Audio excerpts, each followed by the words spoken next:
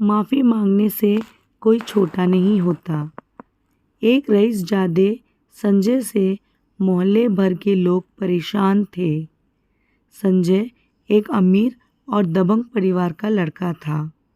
उसकी सबसे बुरी आदत लड़कियों को छेड़ने की थी।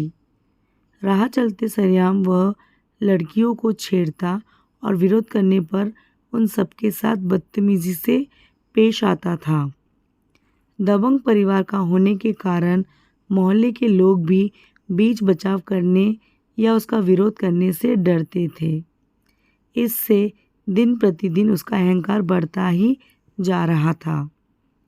मोहल्ले की लड़कियां और औरतें उसके डर से घर से बाहर निकलने से परहेज करने लगी थी। इसी मोहल्ले में माला नाम की एक लड़की रहती थी। वह कॉलेज में पढ़ती थी और साथ ही कुछ परिवार के बच्चों को ट्यूशन भी देती थी।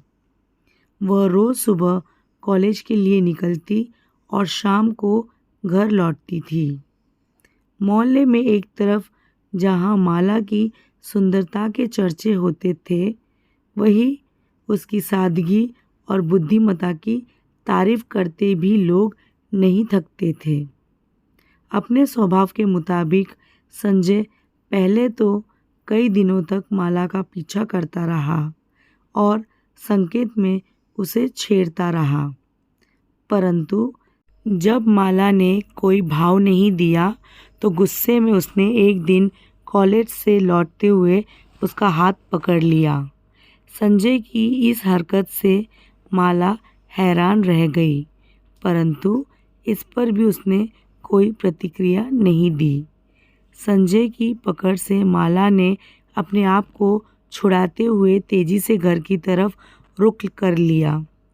कुछ दूर तक संजय भी उसके पीछे भागा, परंतु जल्दी ही माला एक गली की ओर मुड़कर संजय की नज़रों से ओझल हो गई। माला की इस हरकत से संजय काफ़ी नाराज़ था। उसने मन ही मन माला को सबक सिखाने की ठानी और अगले दिन का इंतज़ार करने लगा। अगले दिन संजय सुबह ही गली के नुक्कड़ पर माला के कॉलेज जाने का इंतज़ार करने लगा, परंतु काफ़ी समय बीत जाने के बावजूद माला नहीं आई। फिर संजय ने सोचा कि शायद वह उसके डर से किसी और रास्ते से कॉलेज को निकल गई होगी। तब संजय ने एक बार फिर अपने मन को समझाते हुए माला के कॉलेज से लौटने का इंतज़ार करना बेहतर समझा। आज संजय के सर पर माला को सबक सिखाने का भूत सवार था।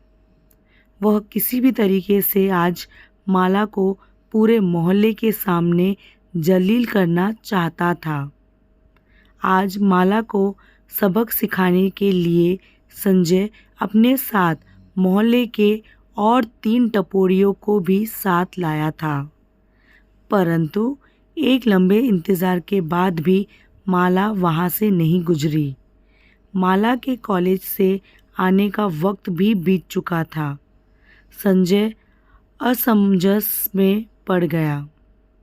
वह यह भी नहीं जानता था कि वह कहाँ रहती है और न ही अपने अहंकार से वह किसी से माला के घर के बारे में पूछना चाहता था। संजय उधेड़-बुन में ही था कि अचानक उसे माला सामने से आती हुई दिखी। वह खुशी से उछल पड़ा और बीच सड़क पर आ खड़ा हुआ। माला ने दूर से ही संजय को देख लिया था। इसके बावजूद वह डरी सहमी आगे बढ़ती रही। रास्ता रोके खड़े संजय के नज़दीक आने पर वह रुक गई और बगल से निकलने की कोशिश करने लगी, परंतु संजय माला को आगे नहीं बढ़ने दे रहे थे। रुक जाओ मेरी जान, इतनी जल्दबाजी क्या है? माला ने हिम्मत करते हुए कहा, मुझे जाने दो। कैसे जाने दूँ? जब से तुम्हें देखा है मेरी रातों की नींद हराम हो गई है, ऐसे संजय ने कहा। आखिर तुम मुझसे चाहते क्या हो? संजय ने अपनी साथियों की ओर देखकर हंसते हुए कहा, लो पूछो, आखिर एक आशिक क्या चाह सकता है? मुझे जाने दो, मैं बहुत बड़ी मुसीबत में हूँ। मुझसे टकराने पर सब लड़कियाँ यही कहती है और बाद में मेरी बाहों में आने पर उसे मुसीबतों से छुटकारा मिल जाता है। तुम्हारा भी मुसीबत दूर हो जाएगी। बस एक बार। संजय की ऐसी बातों से माला का गुस्सा फट पड़ता है। वह मजबूती से संजय का विरोध करते हुए कहती है, बस करो, मैं वैसी लड़की नहीं हूँ। मेरे रास्ते से हट जाओ और मुझे जाने दो। मैं एक गरीब लड़की हूँ, मेरे पापा बीमार हैं, डॉक्टर को बुलाने जा रही हूँ। माला ने हिम्मत करते हुए एक ही सांस में सारी बातें कह डाली। माला की बातों पर संजय और उसके साथी जोर जोर से हंसने लगे। संजय ने कहा, सभी लड़कियां ऐसे ही बहाने बनाती है, मगर आज मैं नहीं मानने वाला। तुम्हें तो आज मैं अपने साथ लेकर ही जाऊंगा। संजय की बातों से माला सहम गई। उसने संजय की मनसा का विरोध करते हुए गिड़गिड़ाते हुए कहा, आज मुझे छोड़ दो। मैं अगर समय पर डॉक्टर को लेकर घर नहीं पहुंची तो मेरे पापा की मौत हो जाएगी।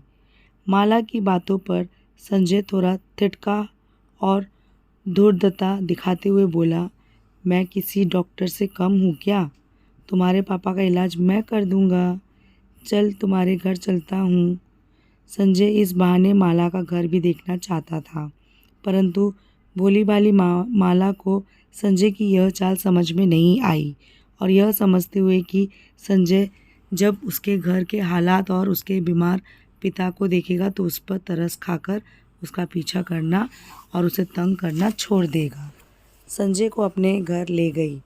माला के घर के हालत को देखकर संजय को जोर का झटका लगा।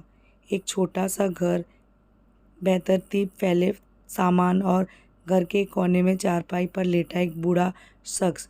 कुछ देर के लिए वहाँ खामोशी छा गई। इस खामोशी को माला ने तोड़ा। यही है मेरा घर। चारपाई पर मेरे पापा लेटे हैं। पापा बीमार है, माँ दूसरे घरों में काम करने गई है। पापा की तबीयत ज़्यादा बिगड़ने के कारण मैं आज कॉलेज नहीं जा सकी थी। डॉक्टर को बुलाने जा रही थी, माला ने कहा।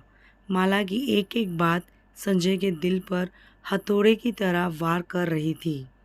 वह मूर्ति की तरह जहाँ था वही खड़ा रहा। उसने माला की ओर देखा और उसकी आंखों में आंसू आ गए। वह मन ही मन सोचने लगा, मैं कितना बड़ा पाप कर रहा था। मैंने तो आज तक इतनी तकलीफ़ की ज़िंदगी देखी ही नहीं है। अपनी अमीरी के घमंड में मैंने न जाने कितने लोगों का दिल दुखाया है। मुझे आज माला से माफ़ी मांगनी होगी और अब तक किए गए कुकर्मों के लिए मुझे पछतावा करना होगा। वह माला की ओर मुड़ा और हाथ जोड़ते हुए माफ़ी मांगने लगा। मुझे माफ़ कर दो बहन। मैं आज तक घमंड में ही जी रहा था। आज तक ना ही मैंने समझा और ना ही मेरे माँ बाप ने समझाया कि जीवन कैसे जिया जाता है, जीवन का संघर्ष क्या होता है। आप महान हो बहन। इतनी गरीबी में भी आप कॉलेज में पढ़ रही हो और मैं सब कुछ होते हुए भी कॉलेज न जाकर आवारागर्दी कर रहा हूँ। माला ने कहा, इसमें माफ़ी मांगने वाली क्या बात है भाई? अगर मेरे कारण आपके हृदय में परिवर्तन हुआ है तो मेरे लिए इससे बढ़कर खुशी और क्या हो सकती है।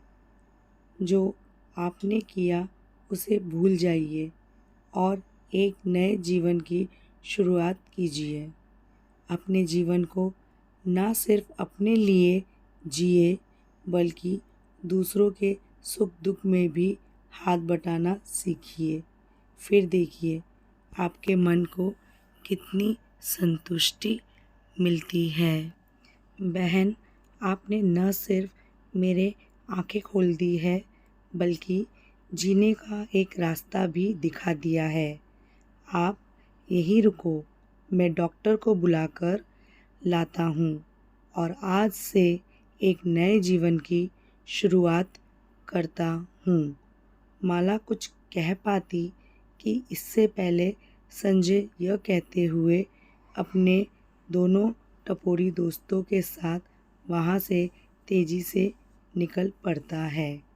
इसलिए कभी भी हमसे कोई गलती हो जाए, चाहे वह छोटी हो या बड़ी, हमें माफ़ी मांग लेनी चाहिए और इससे न केवल आपके दिल को सुकून मिलता है बल्कि सामने वाले के सारे गिले शिकवे भी दूर हो जाते हैं। माफ़ी मांगना बड़प्पन की सबसे बड़ी निशानी है और माफ़ी मांगने से कोई छोटा नहीं होता। धन्यवाद दोस्तों।